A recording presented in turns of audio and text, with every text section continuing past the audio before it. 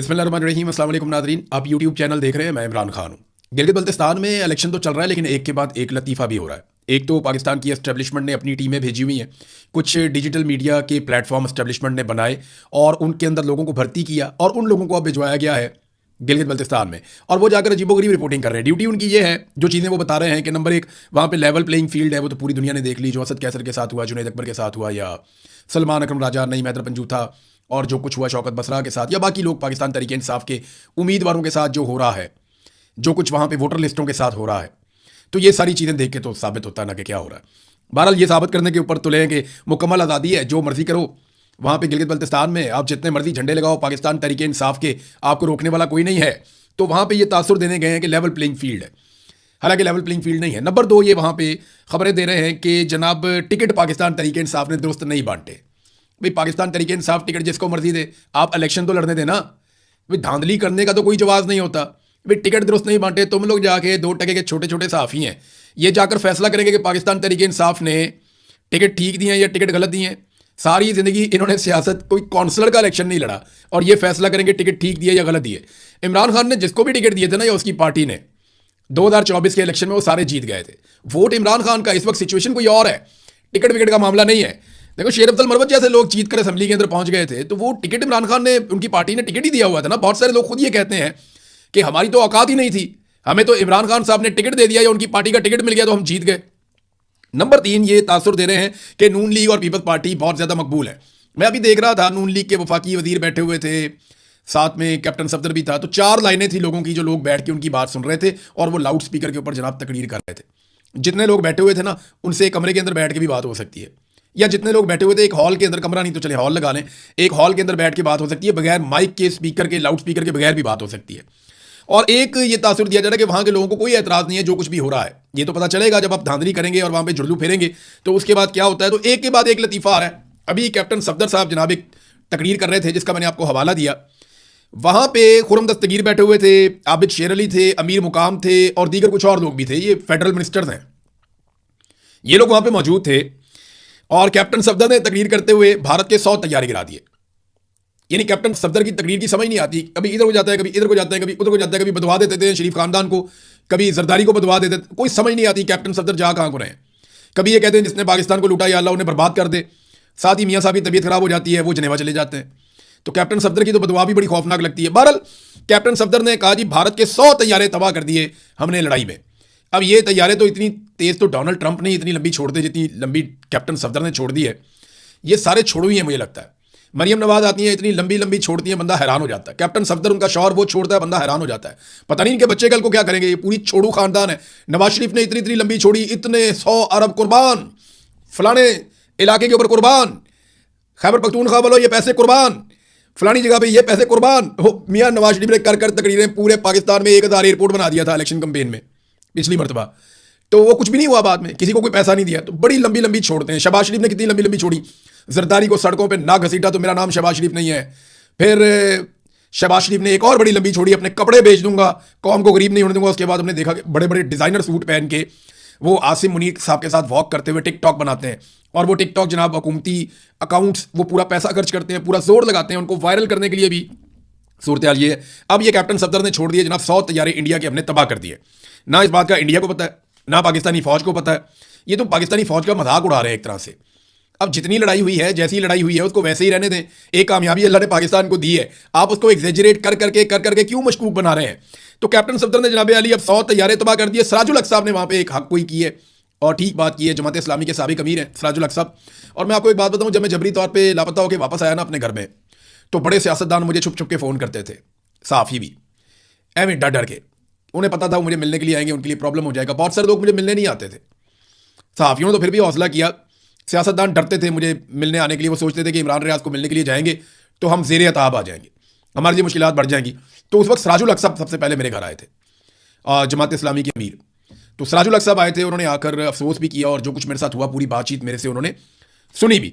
तो सराजुल हक साहब ने वहाँ पे हक की बात की। उन्होंने बिलावल को कहा कि शर्म आनी चाहिए आपको कि पाकिस्तान तहरीक इंसाफ के हाथ बांधे हुए हैं, और आपको इजाज़त दी हुई है कि आप इनके मुंह के ऊपर मुक्के मारें, और आप वो करते चले जा रहे हैं। वैसे सिचुएशन भी यही है कि जो बड़ा खिलाड़ी है, मेन खिलाड़ी है, उसको मैदान से आउट करके बाकी सारों को खुला छोड़ा हुआ है, जाओ मौजें करो, जो दिल करता है वो जाके वहाँ पे करो। इन्हें फ्री हैंड दिया हुआ है, इमरान खान के हाथ बांध के पंचिंग बैग बना के इनको दिया हुआ है कि आप इमरान खान को मुक्के मारो। और ये ऐसे बेशर्म है कि ये मार रहे हैं और इन्हें शर्म भी नहीं आ रही कि कल को इसी लेवल का जुल्म इनके साथ हो चुका है। लेवल तो बहुत फर्क है एक्चुअली। जुल्फिकार अली भुट्टो की फांसी, बेनज़ीर भुट्टो की शहादत, ये दो बहुत बड़े सदमे हैं पाकिस्तान पीपल्स पार्टी के साथ। लेकिन वो भुट्टो की पॉलिटिकल पार्टी थी, आजकल सरदारियों का राज है इस पार्टी के ऊपर। तो इनके साथ सरदारियों के साथ तो कोई ऐसा जुल्म नहीं हुआ। हाँ, बिलावल की वालदा शहीद हुई हैं, लेकिन इनका तर्ज अमल वो नहीं है जो बेनज़ीर भुट्टो का था। जमहूरियत के बारे में इनकी सोच भी वैसी नहीं है। बहरहाल जो टाउट सहाफ़ी हैं वो वक्त से पहले कुछ गवाहियाँ भी देना शुरू हो गए हैं और वो गवाहियाँ दे रहे हैं कि किसी सूरत भी पाकिस्तान की एस्टेब्लिशमेंट पीटीआई को गिलगित बल्तिस्तान में और कश्मीर में हुकूमत नहीं बनाने देगी। और यही बात हम आपको कई हफ्तों से पहले से बता रहे हैं कि पाकिस्तान की मिलिट्री एस्टेब्लिशमेंट ये बात कभी भी बर्दाश्त नहीं कर सकती और ये बात कभी भी उन्हें काबिल कबूल नहीं है कि गिलगित बल्तिस्तान और कश्मीर जैसे हसास इलाकों में कोई कठपुतली हुकूमत ना हो और कोई ऐसी हुकूमत हो जो सवाल पूछे, जवाब मांगे, कोई ऐसी हुकूमत हो जो आज़ादाना तौर पे अपने फैसले करे, अपने लोगों का हक मांगे। तो ऐसी हुकूमत जो है वो सूट नहीं करती पाकिस्तान की एस्टेब्लिशमेंट को। उन्हें एक कमज़ोर और कठपुतली हुकूमत सूट करती है इन इलाकों में, तो वो इसके लिए पूरी कोशिश करेंगे। नाज़रीन, नवाज शरीफ साहब गिलगित बल्तिस्तान के अवाम के साथ वादे करके इलेक्शन से पहले ही जिनेवा निकल गए अपने इलाज के लिए।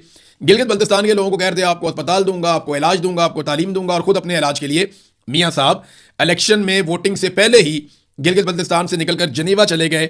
इतलात के मुताबिक कुछ जराए ये बता रहे हैं कि नवाज शरीफ साहब जिनेवा सिर्फ इलाज के लिए नहीं गए, अभी उन्हें कुछ और लोग भी आकर ज्वाइन करेंगे और पाकिस्तान से जाएंगे और जाकर ज्वाइन करेंगे। जब ज्वाइन करेंगे तो आपको मेरी खबर की तस्दीक हो जाएगी।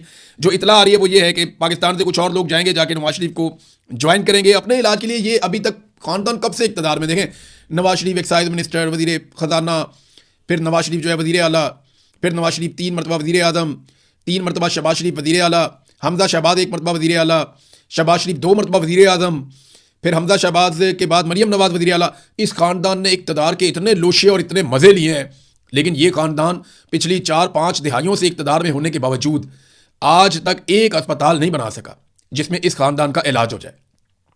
आज भी इनको इलाज करवाने के लिए ये बाकायदा खबर जारी करते हैं कि इलाज करवाने के लिए यूरोप निकल गए।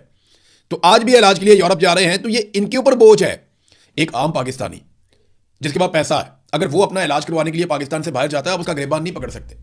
वजह यह है कि उसको लगता है पाकिस्तान में वो फैसिलिटी नहीं है, जो पाकिस्तान से बाहर है वो जाए, जाकर अपना इलाज करवाए, अपने पैसों से जा रहा है ना। लेकिन ये हुक्मरान जो 40 साल 50 साल से यहाँ पे हुक्मरान है, ये अपना इलाज जाकर बाहर से करवाएं तो इनका गिरबान आप पकड़ सकते हैं। इसलिए कि जनाब आपने पाकिस्तान में क्या सेहत का निज़ाम कर दिया कि आपको अपने इलाज के लिए बाहर फ़र्ज़ करें ना, जर्मनी का एक बड़ा सियासतदान उठे और वो इलाज करवाने के लिए फ्रांस चला जाए या किसी और मुल्क में चला जाए, तो वो अपनी तौहीन और बेइज्जती समझेंगे। चीन का सदर उठे और कहे जी मैं इलाज करवाने के लिए जा रहा हूँ अमेरिका, तो ये वो अपनी बेइज्जती समझेंगे। ये गलत बात है। दुनिया के अंदर ऐसे नहीं होता, लेकिन पाकिस्तान के अंदर ये होता है और हमने बार बार ये होता हुआ देखा है। बहरहाल मियाँ साहब निकल गए। मियाँ साहब के साथ हुई बहुत बुरी है। मियाँ साहब अपने पूरे सियासी करियर में जो बनना चाहते थे, इमरान खान साहब एक छलांग मार के वो बन गए। हालांकि मियाँ साहब को बार बार ये बनने का मौका मिला कि पाकिस्तान में उनका तोती बोलता हो, हर आदमी उनसे प्यार करता हो, नौजवान नस्ल उनके लिए पागल हो और लोग उनके लिए जान कुर्बान करने के लिए भी तैयार हो जाएं। मियाँ साहब को बार बार इस बात के लिए मौका मिला, उन्हें ये लड़ाई प्लेट में रखकर मिली, लेकिन मियाँ साहब ने इस लड़ाई को एक मरतबा भी नहीं लड़ा, बल्कि हर मरतबा वो पीठ दिखाकर पाकिस्तान से बाहर भाग गए। और अब लोगों से शिकवा करते हैं कि मुझे भागना क्यों पड़ा। यानी आप लोगों से शिकवा, इमरान खान ने क्या कहा था? उसने कहा था कि मैं अकेला भी रह गया तो मैं अपनी आखिरी सांस तक लड़ूंगा। वो अपना वादा पूरा कर रहा है। नवाज शरीफ कहते हैं मेरे साथ खड़े हो गए तो मैं लड़ूंगा, नहीं खड़े हो गए तो मैं नहीं लड़ूंगा, मैं डील करके निकल जाऊंगा।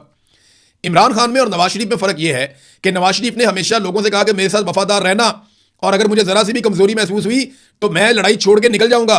इमरान खान ने अपने लोगों को कहा कि मैं तुमसे वादा करता हूं कि मैं अपने आखिरी सांस तक लड़ूंगा और मैं तुम्हारे लिए लड़ रहा हूं, तुम मेरे साथ खड़े होकर लड़ो। तो इमरान खान ने लोगों से इस बात को मशरूत नहीं किया कि तुम लोग खड़े होगे तो मैं लड़ूंगा, तुम नहीं खड़े होगे तो मैं नहीं लड़ूंगा। इसीलिए लोग इमरान खान के साथ खड़े और नवाज शरीफ वो नहीं बन पाया जो इमरान खान एक छलांग में बन गया। ये तकलीफ नवाज शरीफ साहब को हमेशा रहेगी और ये तकलीफ देती भी है उन्हें। नाज़रीन, कश्मीर का मामला जो है वो बिगड़ता जा रहा है। उसकी बड़ी वजह यह है कि ऑल पार्टीज कॉन्फ्रेंस हुई। मेन मुतालबा यह है कि जो 12 महाजर नशिस्तें हैं आज़ाद कश्मीर में, ये बंदे चुनकर लाए जाते हैं पंजाब से और बाकी सूबों से। 9 सीटें तो सीधी सीधी पंजाब से आ जाती हैं, 3 बाहर से आ जाती हैं। तो ये 12 बंदे दाखिल किए जाते हैं आज़ाद कश्मीर में। इन बंदों को आज़ाद कश्मीर के बारे में कुछ पता नहीं है। इनमें कई ऐसे भी होते हैं जो मकामी ज़बान में बात भी नहीं कर सकते। ये बिल्कुल गूफ किस्म के लोग होते हैं। इनके जाली कागजात बना के एस्टेब्लिशमेंट इनको हमेशा जितवा कर वहाँ असम्बली में पहुँचा देती है और इनके ज़रिए से वो आज़ाद कश्मीर में बड़ी बड़ी वजारतें इनको देकर पूरा निज़ाम कंट्रोल करते हैं। इनके वोटों से हुकूमत बनाई जाती है और इनके जरिए से अपनी मर्जी की हुकूमत चलाई जाती है। एस्टेब्लिशमेंट का एक ऑफिसर बैठ के अपने दफ्तर से पूरे निज़ाम को इन 12 लोगों के जरिए से कंट्रोल करता है। आज़ाद कश्मीर के लोगों ने इस नुकस को पकड़ लिया और उन्होंने कहा जी ये 12 नशिस्तें हमें नहीं चाहिए, इनके ऊपर हम कंप्रोमाइज़ नहीं करेंगे। हुकूमत ने कहा जी हम कम कर देते हैं, उन्होंने कहा जी कम नहीं करनी, हराम काम एक भी हो या 12 हो वो हराम ही है, हम एक सीट भी तस्लीम नहीं करेंगे। मेरे दिन में एक तजवीज़ थी कि ये 12 नशिस्तें अगर रखना ज़रूरी है कि जनाब आपको मकबूजा कश्मीर वाला आपका केस कमज़ोर हो जाता है, तो फिर आप ये कर सकते हैं कि आप इनको अलामती तौर पर रख लें, या वज़ीर आज़म के पास जो एक सिस्टम बना हुआ है इदारा, उसके अंदर इनको आप शामिल कर दें ताकि सिस्टम के अंदर ये लोग मौजूद भी रहें। लेकिन आज़ाद कश्मीर में हुकूमत बनाने या हुकूमत गिराने में या वजारतों में इनका कोई हिस्सा नहीं होना चाहिए, इनको उससे बाहर निकालें। असल तरीकाकार तो ये है। अब आज़ाद कश्मीर के लोग डट गए हैं।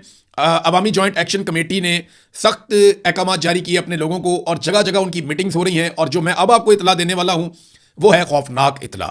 सबसे पहले तो आप ये जान लें कि आल पार्टीज कॉन्फ्रेंस के शुरका ने अब ये दाव खेला है कि इस मामले को सुप्रीम कोर्ट में ले जाएं आज़ाद कश्मीर में। तो सुप्रीम कोर्ट से कोई एक ऐसा ऑर्डर ले लें जिसकी बुनियाद पे वो ये कहें जी इलेक्शन करवा लेते हैं, नई आने वाली असेंबली इसके ऊपर फैसला कर दें। लेकिन जॉइंट अवामी एक्शन कमेटी इस बात को नहीं मानेगी। मेरी उनके लोगों से मैंने खबर हासिल की है, वो कहते हैं जी हम नहीं मानेंगे, और उन्होंने तैयारियां अपनी पूरी कर दी हैं।